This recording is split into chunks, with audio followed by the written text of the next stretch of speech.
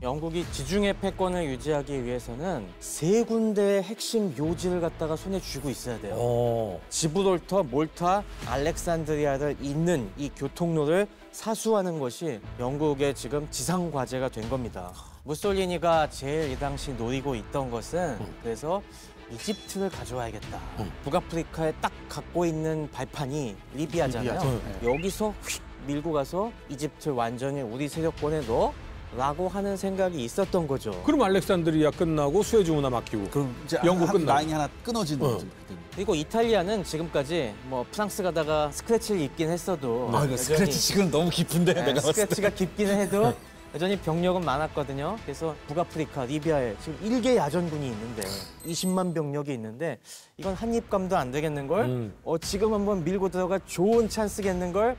하면서 이집트를 석권하는 쪽으로 돌리기 시작합니다. 지금까지 이탈리아군이 거뒀던 대부분의 성과는 식민지 전쟁을 하면서 굉장히 낙후된 원주민들하고 싸워서 낸 성과인데 이거는 장소만 북아프리카 뿐이지 유럽 군대 대 유럽 군대의 싸움이다. 과연 여기서 이탈리아군이 해낼 수 있을까?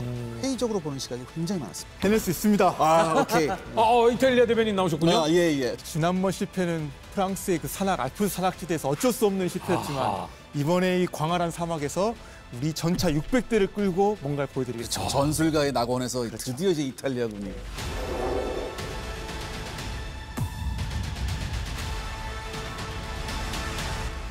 이탈리아군의 이집트 침공 굉장히 궁금한데요. 만약에 이것만 성공을 하게 되면은 계속해서 동진을 할 수가 있고 그러면 알렉산드리아까지 점령을 하게 되면 영국이 버텨오는 원동력, 지중해 라인을 끊을 수도 있는 거거든요. 자, 일단 양측의 사령관부터 알아보도록 하겠습니다. 네, 리비아에 주둔하고 있던 이탈리아군 20만을 이끌던 사령관은 그라치아니 원수입니다. 그라지아. 이 사람 같은 경우는 아주 열성적인 파시스트주의자였었는데 동시에 좀 현실주의자이기도 했어요. 그러니까 제법 야전 경험이 많았던 게 1차 대전을 경험을 했고 또 동시에 에티오피아에서 이제 싸우기도 했고 누구보다도 이 사막에서 작전을 하는 게 어떤 어려움이 있는지를 알고 있던 이제 그런 사람이 또 했다. 그래서 되게 열정적인 것처럼 보이지만 동시에 좀 소극적이고 현실적인 면도 분명히 있었다. 이렇게 보시면 될 것 같고요. 그라치아니 장군이 사실은 리비아를 그 식민 정복하고 그 저항을 묻힐 때 투입된 이탈리아 장군이었거든요. 그래서 영화를 보시면 그 리비아의 그 오마르 묵타르라고 하는 인물이 식민 지배자들을 상대로 저항하는 영화가 있습니다. 그게 그 사막의 라이언이라고 하는 영화거든요. 거기서 이탈리아군을 이끌고 오마르 묵타르와 싸웠던 이탈리아 장군이 로돌포 그라치아니 장군이고요. 저는 그냥 영화니까 좀 미남 배우를 그라치아니 장군을 썼다고 생각을 했는데 실제로 상당히 미남이었다고 합니다. 유럽에서 그 거울 앞에 서 있는 시간이 가장 긴 남자들이 많은 곳이 이탈리아라고 하는데 사실은 저 2차 세계대전 때 활약했던 장군들의 어떤 면모를 떠올려 보면 확 눈에 띄는 미남이 별로 없는데 그라치아니 장군이 그런 미모의 소유자였다고 합니다. 예. 그래서 이 그라치아니 장군 휘하에는 5군과 10군 두 개 군이 있습니다. 그래서 리비아 서쪽에는 가리볼디 장군이 이끄는 5군이 있었고요. 그다음에 리비아 동쪽에는 베르티 장군이 이끄는 10군이 있었다. 근데 여기에 대항해서는 이제 영국군을 좀 봐야 될 것 같은데 영국군은 이 북아프리카, 중동 이 모든 지역을 다 포함해서 약 7만 정도의 병력이 있었는데 이걸 총괄하는 사람이 이제 중동 지역 사령관이었던 웨이벌 대장입니다.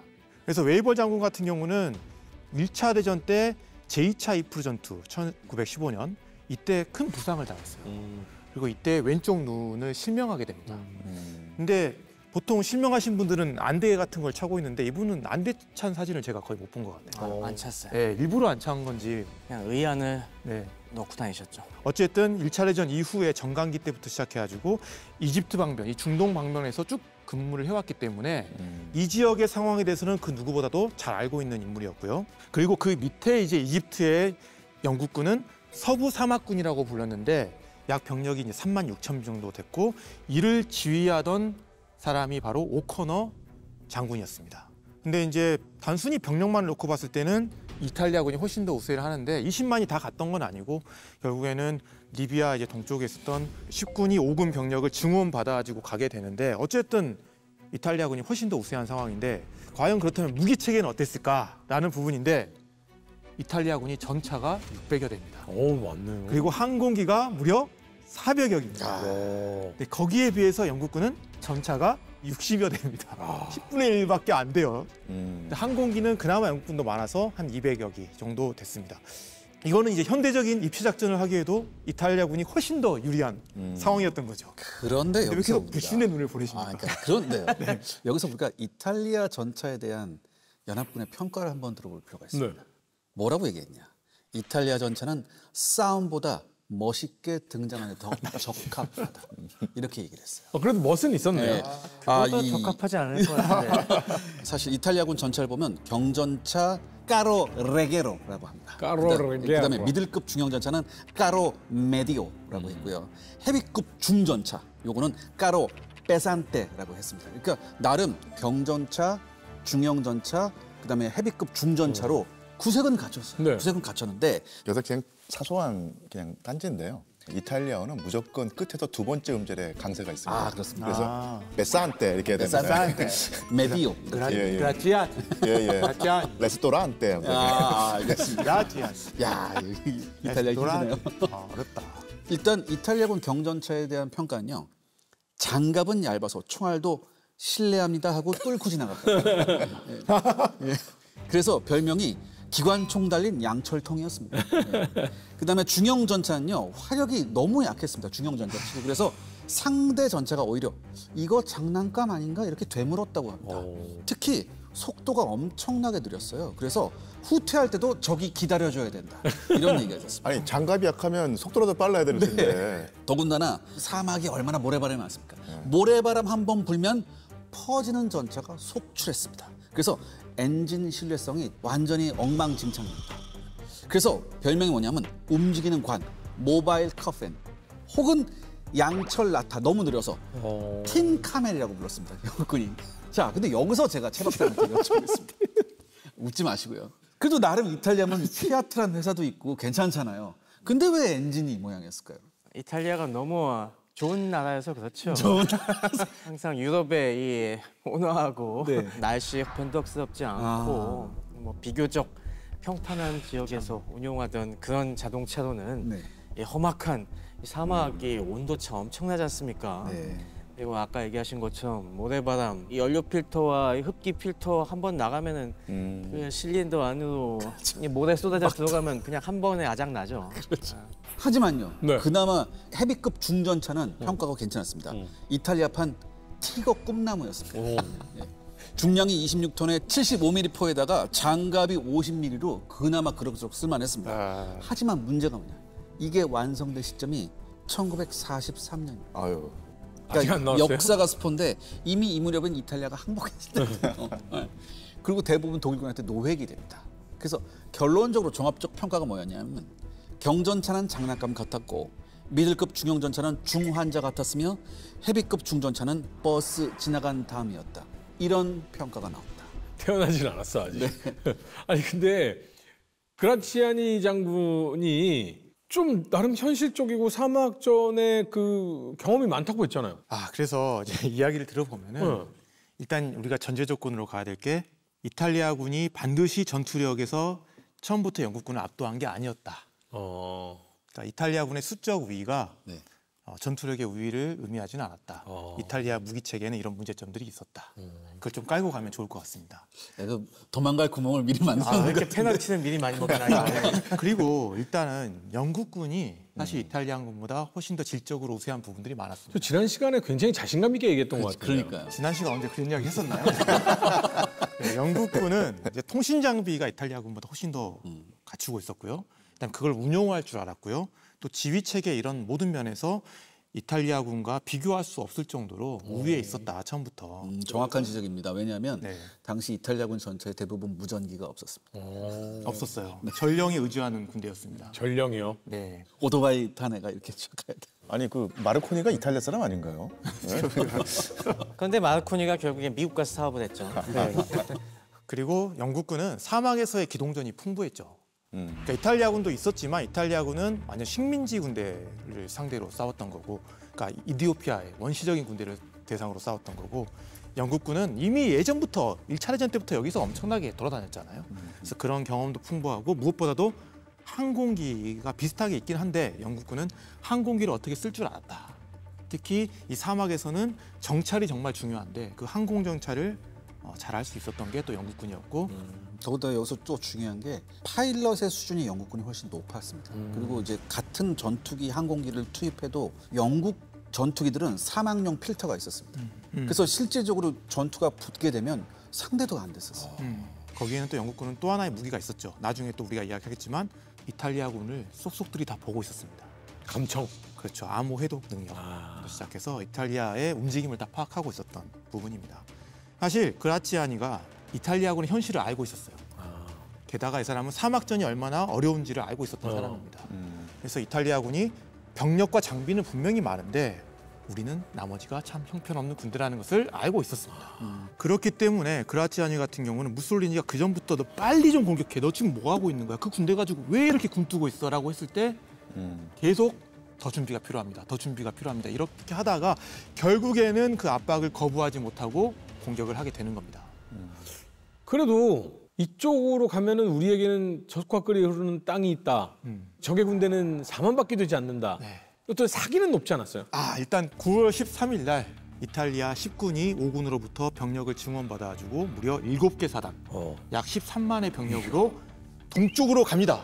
젖과 꿀이 흐르는 저 이집트로 가자.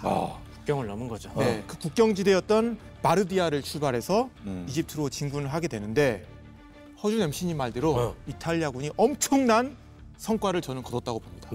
무려 3일 만에 80km를 그 사막을 뚫고 요새 지역인 요충지인 시디바라니까지 가게 됩니다. 그런데 어떻게 과연 갔을까요? 걸어서 갔겠죠. 사실 여기에는 이유가 있었습니다. 영국군이 제대로 싸우지 않았습니다. 영국군이 일부러 제대로 안 싸웠습니다. 전략적 후퇴를 합니다. 예, 무대응으로 이탈리아군을 최대한 유인했던 거예요. 그러니까 영국군 입장에서는 이탈리아군이 더 들어오면 들어올수록 그들의 무덤은 더 깊어진다라는 생각을 가지고 있었던 겁니다. 근데 그 이유가 타당한 게 뭐냐면 결국 그라치아니도 처음부터 이게 어려운 싸움이 될 거라는 걸 알았던 게 보급 문제예요. 근데 주로 당시에 이탈리아군의 보급은 리비아의 트리폴리항으로 들어오게 되는데 국경지대 이집트로 넘어가면 갈수록 어때? 그 보급선이 점점 길어지죠. 늘어지게 되는 겁니다. 전차가 움직이려면 뭐가 필요합니까? 연료가 필요하고 병사들이 움직이려면 먹을 게 필요하고 이런 게 안 되면 당연히 안 되는 거잖아요. 그래서 아니나 다를까 그 시디바라니 80km까지 진출한 그곳에서 더 이상 가지 않고 멈춰버립니다. 무솔리니는 뭐 하는 거야? 더 가! 진격을 요구했지만 그라치아니가 굴하지 않고 여기서 오히려 방어 진지를 만들어버려요. 근데 혹자는 이걸 가지고 그라치아니가 소극적이다, 판단을 잘못했다라고 비판을 하긴 하지만 제가 보기에는 오히려 그라치아니가 현실적인 판단을 했다라고 저는 생각을 하거든요. 굉장히 건전한 판단. 네, 왜냐하면 이미 이탈리아군은 80km가 왔지만 뭐 독일군은 400km 가도 지치지 않았던 군대였지만 뭐 지치긴 했지만요. 막판에는 이미 이탈리아군은 작전 한계점에 왔다. 작전 한계점이에요. 게다가 그라치아니 입장에서는 영국군이 전차는 적지만 기동력이 우세하잖아요. 우리가 지금 길어진 보급선을 얹으라도 영국군이 돌아와주고 차단할 수 있다는 측면 공격에 대한 두려움이 있었고 그렇기 때문에 여기서 좀 쉬었다가 전력과 물자를 보급한 다음에 다시 가자라는 입장이었던 거예요. 그런데 왜 하필 이 시디바란이라는 곳에서 멈췄을까라는 부분인데 사실 이 시디바란이랑 연결하는 이 길은 고대 로마 때부터 만들어진 길입니다. 그러니까 사막은 어디든 자유롭게 갈 수 있는 게 아니라 정해진 길이 있어요. 바다의 항로처럼. 근데 그 해안가로 로마 때부터 코스털 라인을 쭉 건설을 해왔고 거기에 하나의 거점으로서 시디바라니가 있었던 거예요. 그래서 오히려 이탈리아에서는 그라치아니의 그 80km 행군을 두고 우리가 리비아 국경에서부터 여기까지 승리의 길을 건설했다라고 대대적으로 이제 선전을 하게 되는 겁니다. 그런데 문제는 뭐냐? 방어를 하려고 했다라면 제대로 된 방어선을 만들어야 됐을 거 아니에요. 그런데 그런 방어선이 아니었습니다. 시디바란이나 나이바나 아니면 소피바와 같은 여러 사막의 거점에 분산된 형태의 방어선이었던 거예요. 그리고 그 총 정면이 무려 130km쯤 됐는데 각 방어선이 약 5에서 10km 정도 떨어져 있습니다. 아, 그러니까 연결되지 않았어요. 네, 그러니까 서로 구멍이 많았다는 거고 그 말은 뭐냐면 언제든 상대방이 들어올 수도 있는 거고 근데 문제는 그 방어선끼리 어때요? 연락이 안 거점들끼리 되잖아. 연락도 해야 하는데 보내야 연락이 안 돼. 서로 지원도 잘 안 되는 거고 그리고 그 안에서 추태가 벌어집니다. 병사들은 트럭 타이어 같은 거 막 이렇게 쌓아놓고 어떻게든 사막에 모래바람을 막고 하려고 했는데 장교들은 텐트 안에다가 양탄자를 깔아놓고 사막에 응접실을 만들어 놓습니다. 왜요? 편하게 지내려고 하는 거죠. 이탈리아군 장교를 모르십니까? 네. 심지어 어떤 부대들 같은 경우는 닭이나 염소를 키우면서 거기서 자급자족하는 모습을 네, 보이는데 자급자족 생활을 한다고? 그걸 예, 네. 이탈리아가 보급하는 것 중에 굉장히 중요한 물자가 뭐냐면 포도주하고 꼬냑이었습니다. 네. 먹어야죠. 잘 그 먹어야죠. 모습을 영국군이 보고 이런 이야기를 해요. 독일군은 블리츠크리그를 했는데 전격전을 했는데 이탈리아군은 저기서 시츠크리그를 하고 있구나. 그래서 이때 이탈리아군을 조롱하는 의미로 안전뱅이 전쟁이라고 부르게 되는 거죠. 한 100km 딱 들어오고서 왜 안 들어오지? 이제 막 더 깊숙이 메르사 마투 일대에서 맞아 싸워보려고 하고 있었는데 더 이상 안 들어오고 그냥 가만히 방어선을 쌓고 있으니까 되게 이상해 보인 거죠. 네. 근데 이 당시에 우리가 북아프리카 전역을 항상 이해할 때 사실 북아프리카가 엄청나게 넓은 곳이라는 걸 이해해야 돼요. 그렇죠. 우리가 항상 지도를 놓고 보면은 극지방 쪽으로 가까워질수록 이게 과장되는 메르카토르 도법의 문제 때문에 이 아프리카를 상대적으로 간과할지 모르겠는데 리비아만 해도 서쪽에 있는 트리폴리로부터 이 이집트 국경까지가 거리가 1000km가 넘습니다. 1000km면은 바르샤바에서 모스크바까지거든요. 그러니까 젖과 꿀이 흐르던 땅이 1000km 떨어져 있는 거예요. 지금. 네. 근데 그 1000km 사이에는 거의 아무것도 없는 황무지. 그냥 공백지대가 길만 쫙 있고 중간에 띄엄띄엄 주유소도 없는 마을들이 그냥 있는 정도. 이렇게 되다 보니까 이 1000km에 걸쳐서 보급을 해야 되는 게 얼마나 많은 트럭이 필요하겠어요. 아니 근데 이해는 해요. 그러니까 1000km 당연히 어렵고 보급에 어려움을 겪습니다. 이해해요. 아니 근데 80km 가놓고서는 여기서 정주 생활을 한다는 게 가축을 키우고 이거는 좀 그렇지 않나요?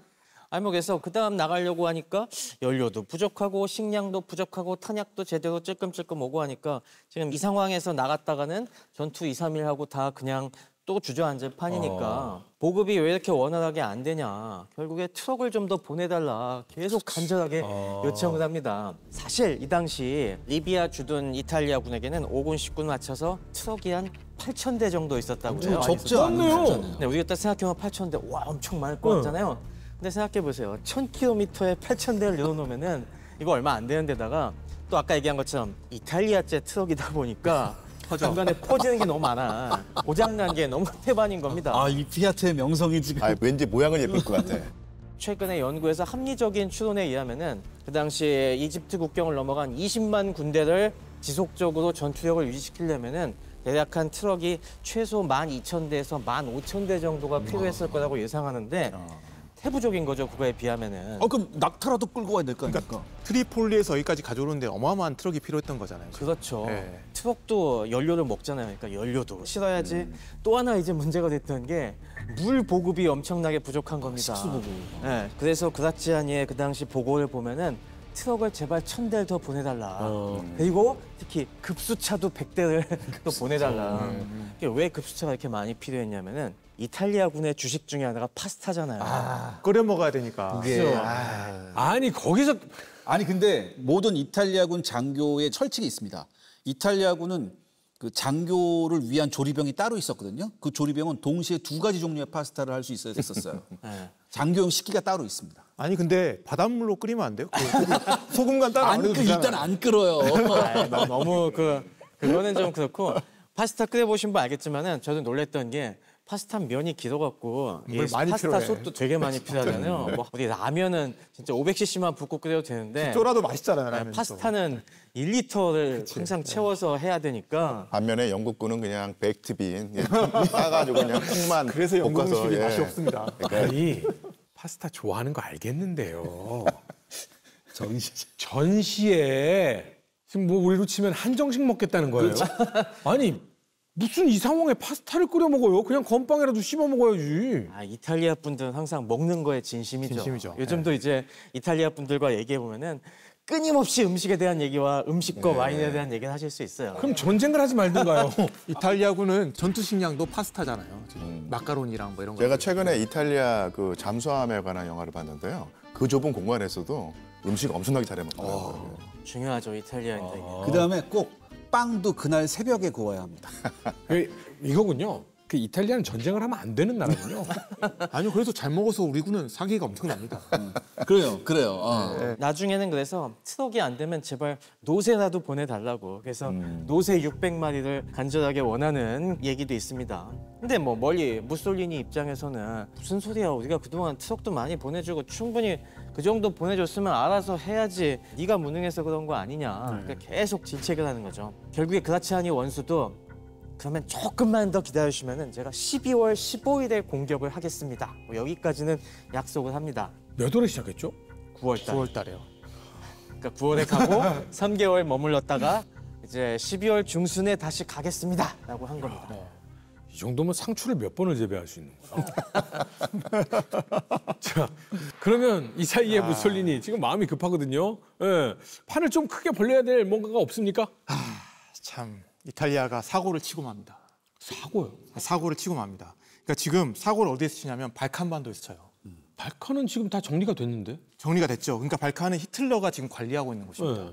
히틀러가 소련 침공을 위해서 남쪽의 교두보로 생각하는 지역이고 이 일대를 어떻게든 안정화시켜놔야지 마음 놓고 소련을 들어갈 수 있는 곳이잖아요. 그렇죠.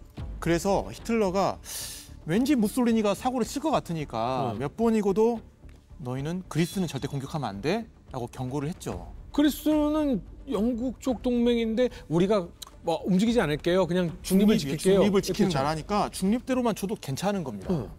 그런데 무솔리니가 사고를 치고 말았어요. 10월 19일 날 독일군의 가장 중요한 자원지대였던 플로예스티 유전지대를 보호한다는 명목 하에 루마니아로 진입했다는 이야기를 들은 겁니다. 네. 그러니까 무솔리니 입장에서 어떤 생각을 가지고 있었냐면 이 발칸 쪽은 원래 내 거야. 내가 주도권을 가지고 내가 세력권을 가지고 있던 지역인데 왜 히틀러 너희가 계속 넘보냐는 거예요. 게다가 이제 군대를 독일군이 글로 들어가니까 무솔리니가 이제는 넌 나에게 모욕감을 줬어. 이렇게 나오는 겁니다. 그러면서 그럼 나도 이제 내가 하고 싶은 거 할 거야. 라고 하면서 그리스를 쳐들어가게 됩니다. 그리스 전체 점령을 목표로 총 20개 사단을 동원하게 돼요. 그래서 이 일대를 완전히 다 우리의 손아귀에 잡겠다. 근데 그 말은 뭐냐면 처음부터 이게 너무나 감정적으로 전략적인 게 아니라 거기에 휘둘렸다는 겁니다. 그만큼 즉흥적이었다는 거죠. 그러니까 제대로 된 준비를 했겠습니까? 안 했겠죠. 네, 그런 부분인 겁니다. 그러면서 10월 28일 날 무솔리니가 그리스에게 최후의 통첩을 합니다. 물론 그 통첩 다 오기도 전에 쳐들어가긴 했지만 일단 통첩을 하긴 해요. 근데 그때 그리스의 지도자였던 메탁삭스가 단호하게 NO라고 거부를 하게 됩니다. 그러겠죠. 예, 근데 이 거절의 날이 오늘날에도 그리스의 국경일입니다.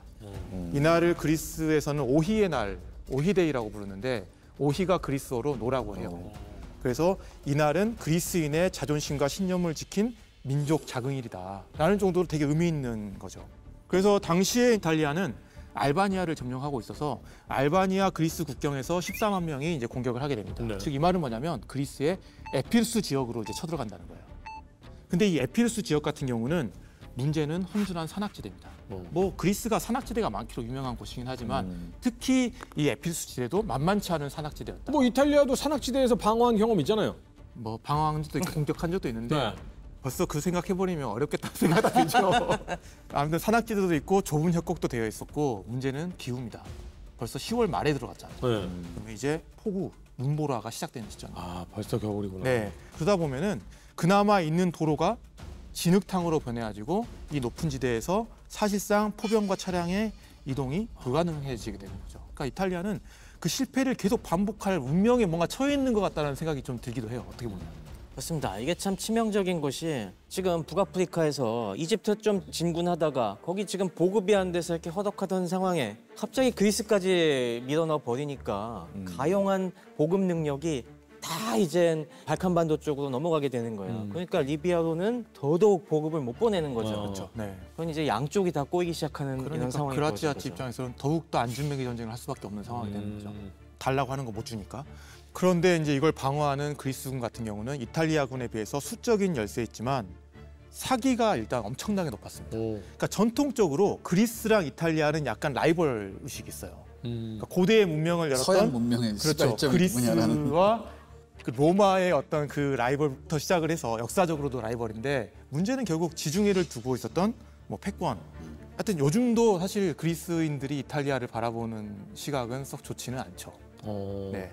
그래서 이때 이제 실제로 해외에 있던 그리스인들까지 다시 들어와서 싸울 정도로 그리스인의 사기가 엄청나게 높았고 무엇보다도 그리스인들은 이 지역의 지형을 잘 숙지하고 있었다. 그러면서 방어 진지를 중심으로 아주 방어를 잘 해나갔는데 거기에 비해서 이탈리아군은 모든 게 엉망이었습니다. 뭐 지형도 안 좋았지만 이탈리아군은 1차 대전 이후에 개선된 게 더욱더 하나도 없었고 오히려 더 퇴보한 것 같아요. 굉장한 자신감을 보였는데 갑자기 왜 그래요? 어떻게 독립을 유지하고 있었던 거야, 이 국가는? 또 하나의 문제가 뭐냐면 보급 문제입니다. 항상 이탈리아는 또 보급 문제가 따라와요. 많이 먹어서 그래. 아니 적당히 먹어야지. 아니 파스타를 끓여 먹어야 되니까 그렇지. 그러니까 이탈리아 본토로부터 온 게 아니라 알바니아의 항구로 옵니다. 그러니까 해군이 이탈리아 본토부터 실어 와서 알바니아에서부터는 이제 육로로 따라오는데 길이 또 엉망이잖아요.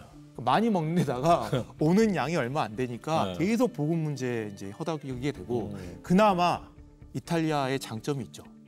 그리스군이 갖지 못했던 공군력입니다. 공군. 제공권이죠.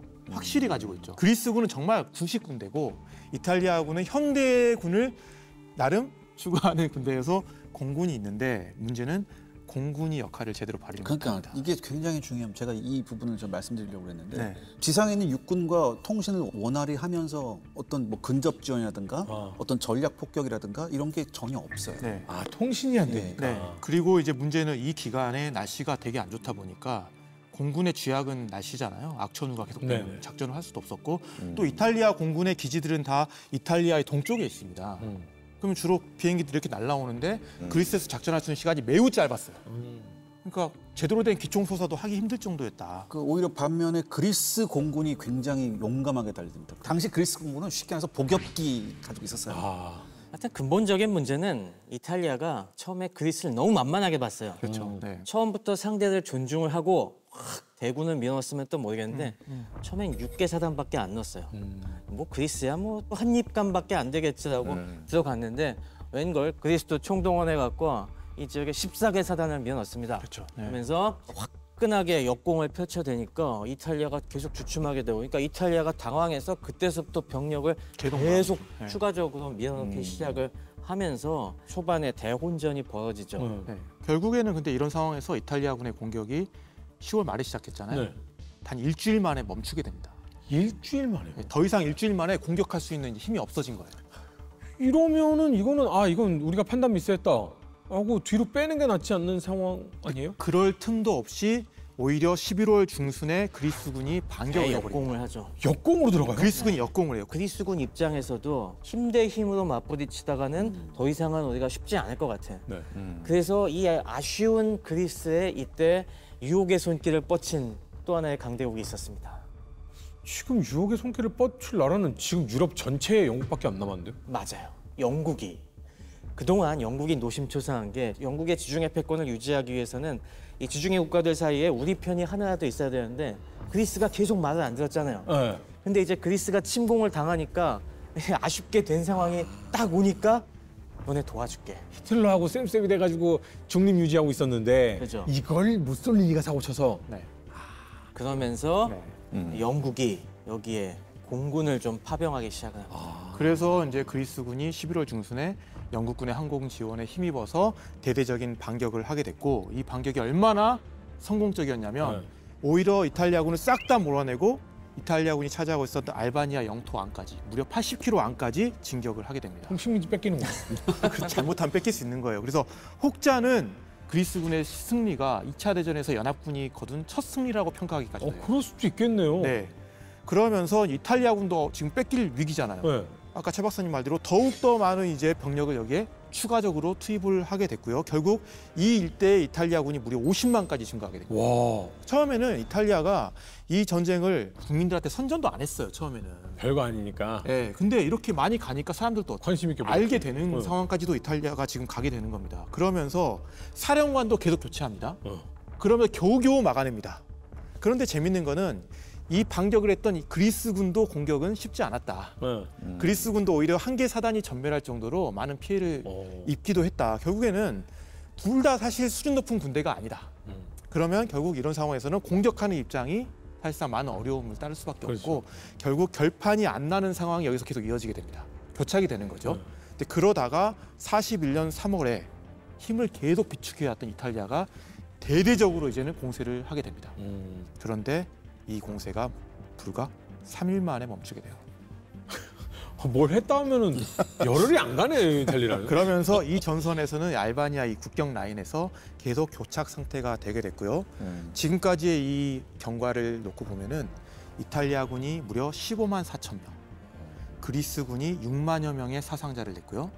양측 모두 많은 수가 동상에 걸릴 정도로 비전투 손실이 많았다. 그러니까 이게 굉장히 중요한 점인 것 같아요. 병사들에게는 참혹한 전쟁이었고. 그러니까 왜냐하면 네. 우리가 보통 그리스 준비가 안 하면 됐었고. 지중해니까 네. 따뜻할 것 같잖아요. 그러니까.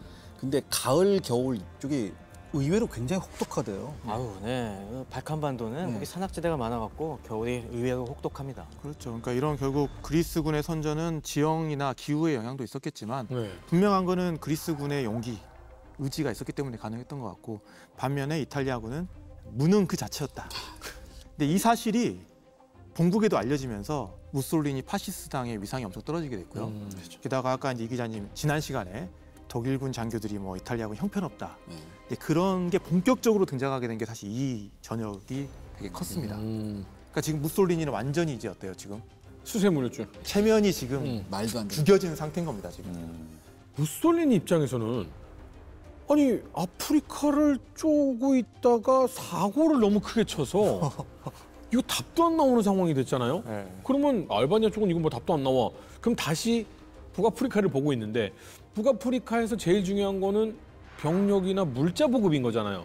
이쪽으로 조금 뭐라도 뒷수습해야 되는 거 아닙니까? 그렇죠. 이제 그동안 사실 그리스 쪽으로 너무 신경 쓰다 보니까 또 이집트 쪽에는 전혀 지금 이런 거 못 해주고 있는 상황이었던 거고 사실 이제 근본적으로 이탈리아 해군이 적극적으로 지중해 제해권을 장악하려는 움직임을 보이지 않았다는 게 문제였던 것 같습니다. 아 이탈리아도 해군이 있군요. 해군이 꽤 강력한 해군이 있었는데 그러네 생각해보니까. 문제는 이탈리아 해군의 전략 자체가 보존 전략입니다. 그러니까 현존 함대를 어떻게든 내가 유지하겠다는 전략이에요. 그 말은 뭐냐면 강력한 주력 함정들을 계속 내보내서 상대를 공격하는 게 아니라 우리의 안전한 모항에 계속 대기를 시켜놓는 겁니다. 그러면서 결국 영국군의 발목 잡기예요. 그러니까 영국군이 우리가 강력한 걸 가지고 있으니까 지중해에서 감히 적극적인 활동을 못하게끔만 만드는 되게 소극적인 전략이었다. 결국에는 현실적인 전략일 수도 있죠. 왜냐하면 영국 해군이 워낙 강력하기 때문에 붙으면 안 되니까 그냥 나는 손발 묶기 정도만 하겠다라는 건데 문제는 그리스와 전쟁이 한창이었던 11월 11일 밤에 영국 해군이 이러한 이탈리아의 전략을 완전히 무너뜨려버리는 또 하나의 일이 벌어집니다. 일이 벌어진다고요? 큰 일이 벌어졌어요. 그럼 모항을 치러 가요? 바로 세계 해전사의 한 획을 긋는 타란토 해전이 벌어집니다. 타란토 해전. 근데 이탈리아 하면 기본적으로 생각해 보니까 이거 중세 때부터 배를 잘 만들고 그렇죠. 해군력이 원래 강하던 곳이었지 이 생각이 들긴 하거든요. 그러니까 로마 제국만 봐도 사실 로마 제국 하면 지상군이 엄청나게 강하다고 생각했는데 초반에 거둔 많은 승리들은 육군과 해군이 함께 거뒀던 승리도 되게 많거든요.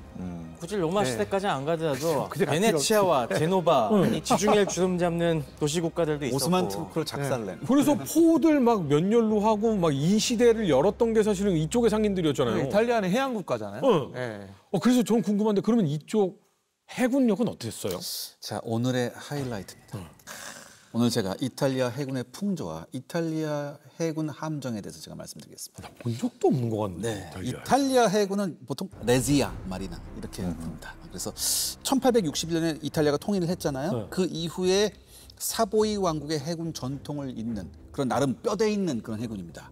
그래서 해상에서의 명예와 미적 균형 감각을 굉장히 중요시했어요. 미적 균형 감각을 가져야 돼요? 이게 오늘 핵심입니다. 미적 균형 감각. 이게 핵심입니다. 예. 해상에서도 기사 대 기사로 결투한다는 그런 게 굉장히 많아요. 또 1차 대전에서 오스트리아 헝가리 해군과 아드리아해에서 대치를 한 번 한 적이 있었어요. 네. 그렇기 때문에 결정적 전함 전투에 경도돼 있었습니다. 굉장히. 지금도 여전히. 중세 많이 네. 드네. 그 돛대 부러지고 막 이렇게 가면 하면 함장들끼리 막 이렇게 하고 가는 막 이런 그렇죠. 느낌. 그래서 영국군 같은 경우는 이런 1차 대전부터 이런 거 했었잖아요. 야, 독일 함대를 이렇게 끌어들여서 우리가 작살내자. 이런 함정을 팠잖아. 이탈리아군이 이런 걸 굉장히 극혐합니다. 명예롭죠. 굉장히 적을 함정으로 유인하기보다는 우리는 어떻게 정면으로 맞섰다. 예. 그래서 이탈리아 해군은요, 잠수함전, 기뢰전, 야간전 같은 이런 비정규전을 굉장히 심리적으로 거부했었어요. 지금 여지껏 저희가 1차 세계대전 하면서 가장 핵심적인 승전을 가져온 중요한 작전들이잖아요, 다. 그래서 이탈리아 해군은 뭐냐? 해전도 결국 뭐가 필요하다? 미학이 필요하다는 이런 생각을 했어요. 아니 그거는 엄청나게 강한 사람이 할 수 있는 건데 강하지도 않은데 왜 그래요? 시작부터 폭망이네. 근데 이게 이제 무솔리니 시대가 됐잖아요. 아름답고 위험 있는 함대가 돼요. 위엄이에요, 위험이에요. 위험 있는.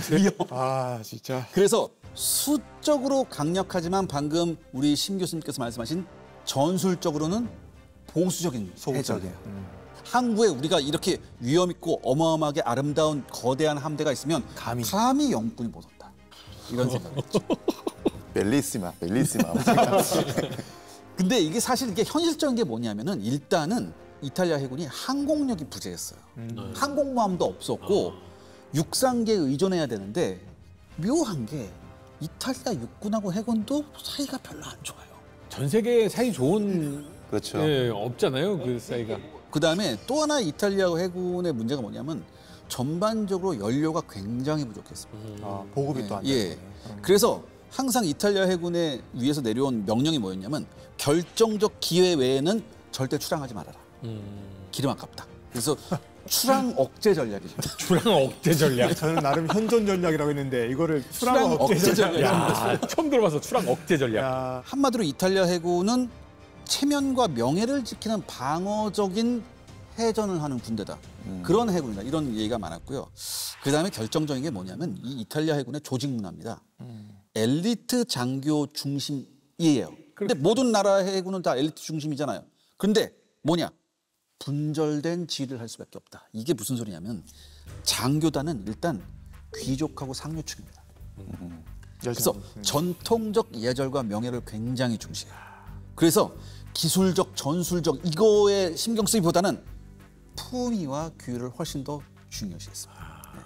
반면 병사와 부사관은요 대체로 남부 출신의 저소득층이었습니다. 아, 남부 출신. 네. 그래서 지휘관과의 이 사회적 간극이 굉장히 컸어요. 이게 이탈리아가 원래부터 남부와 북부의 차이가 큰데 장교들은 다 북부 출신일 것이고 네. 남부 출신으로 다 사병이 채워졌으면 정말로 이게 안 맞았겠네. 이탈리아도 지역 갈등이 좀 심해요. 엄청나게 심합니다. 그리고 이제 기술적 특정을 봐야 되는데 나름 이탈리아는 당시에 조선업이 괜찮았었어요. 굉장히 괜찮았는데 문제는 뭐냐?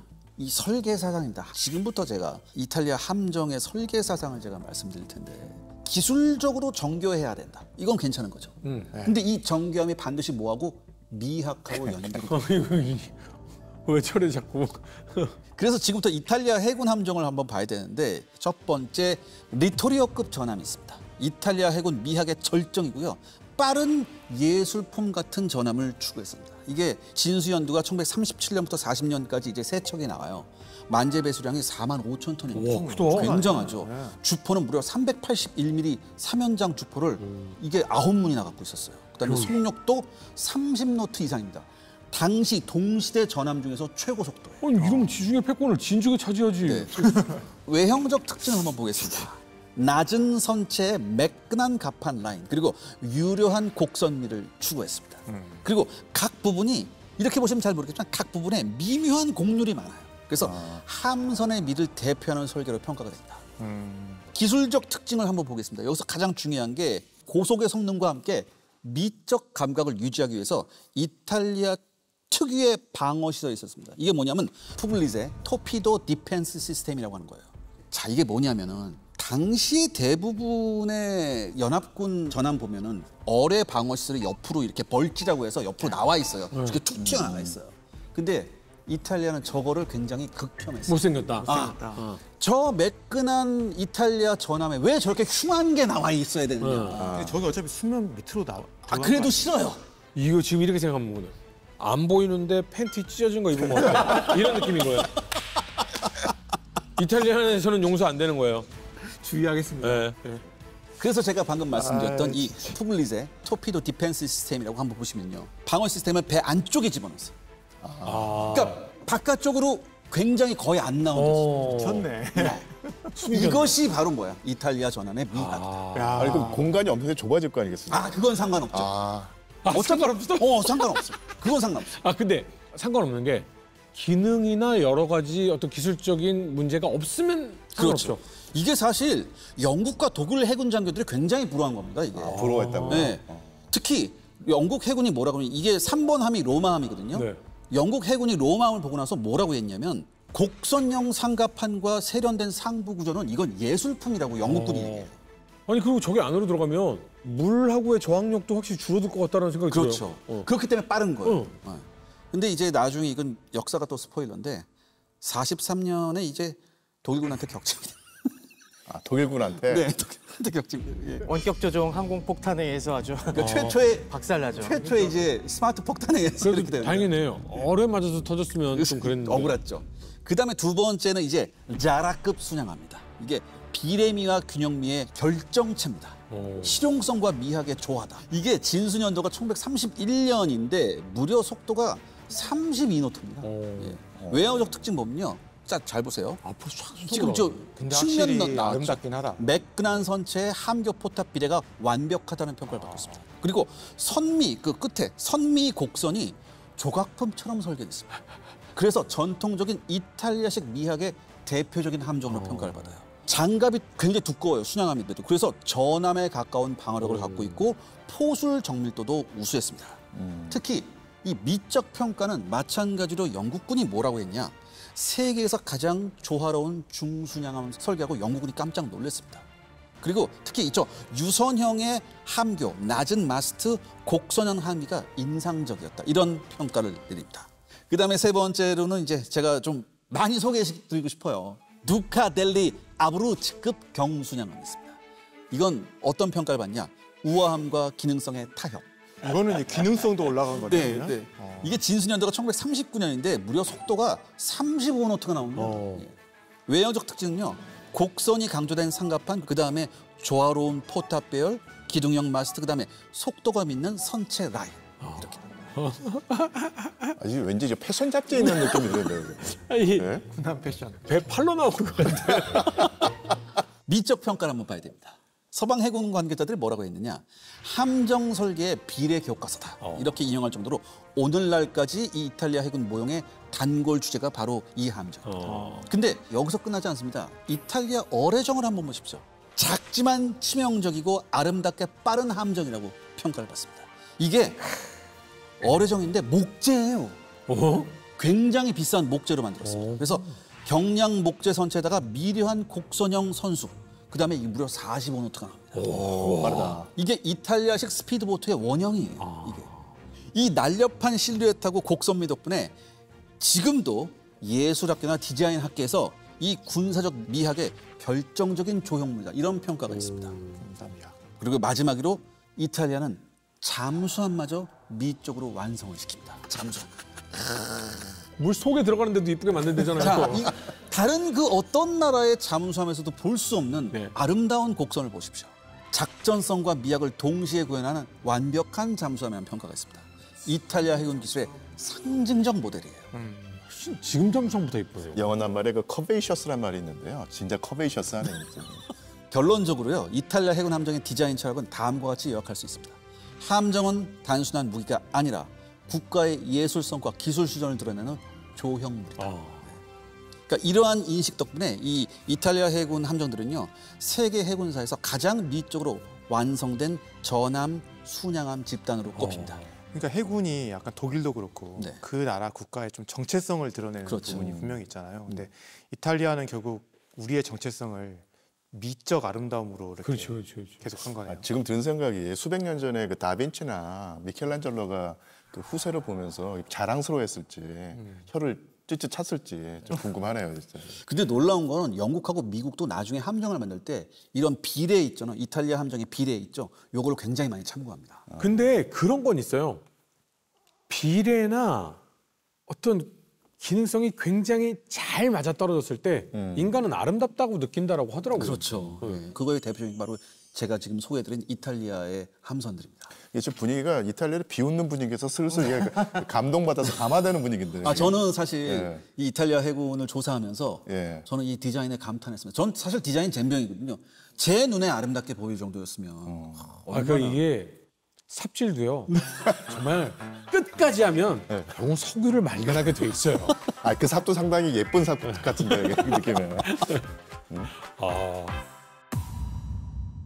지금 이탈리아군의 길을 한번 꺾지 않으면은 완전히 지중해 제해권도 이탈리아에게 넘겨주겠다는 위기감이 찾아온 거예요. 그러면서 그 시점에서 나오게 된 것이 타란토항 공습입니다.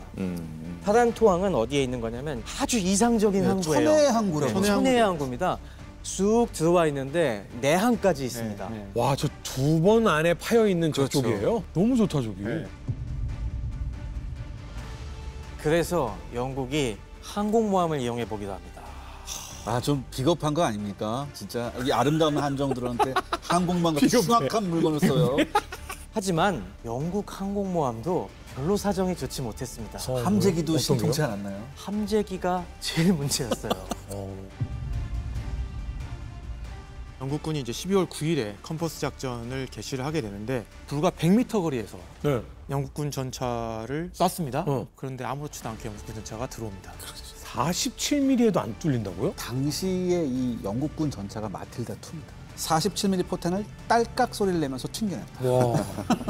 반격 작전에서 거의 얘가 휩쓸고 다닙니다. 완전 무적의 전차가 돼요.